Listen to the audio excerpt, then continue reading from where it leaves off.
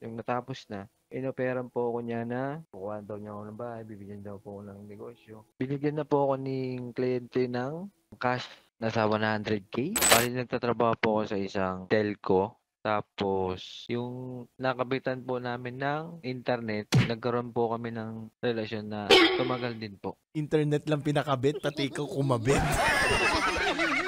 Parang wala lang po siya kasi trabaho ko na po yun araw-araw. Pagdating sa kanya kasi, siya po yung nagbigay ng motibo. Habang nagkakabit po ko, yung parang lumalapit siya sa akin, dumidikit-dikit po siya sa akin. Hinahaplos-haplos ka ba niya? Ganun ba yung gusto mong sabihin? Opo. Anong suot niya nung time na yun? Nakapantulog po siya. Nakapantulog, may bra, wala? Wala po. Wala.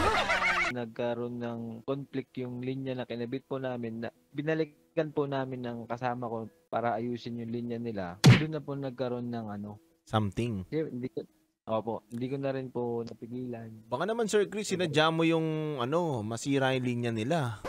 Parang Ay, hindi na. babalikan ko to. Kasi wala tong bra yung una kong kabit. After po nun, kinuha niya po yung messenger account ko. Tapos nag-chat-chat po kami. Siguro pagtapos po ng after duty po, iyayan niya po ako na lumabas. Nag-check-in po. Nung natapos na, inoperan po ako niya na kukuha daw niya ako ng bahay, bibigyan daw po ako ng negosyo. Binigyan na po ako ng kliyente ng cash nasa 100K. Teka lang, tinuloy mo pa ba to? Sa kanya? Yes po. Opo. Akin na lang yung number. Sarap manood ng radyo, no? Ginawa mo na talagang bisyo ang panonood sa amin, no? Umabot ka na rito eh. Huy! Kaya kung gusto mong tuloy-tuloy pa ang tawanan, Iyakan at kiligan, aba, i-like mo na ang video na ito. at mag-comment ka na rin sa bisyo. Hit mo na rin ang notification bell. Para updated ka sa mga kaganapan namin dito sa Love Radio. Kailangan pa bang i-memorize yan?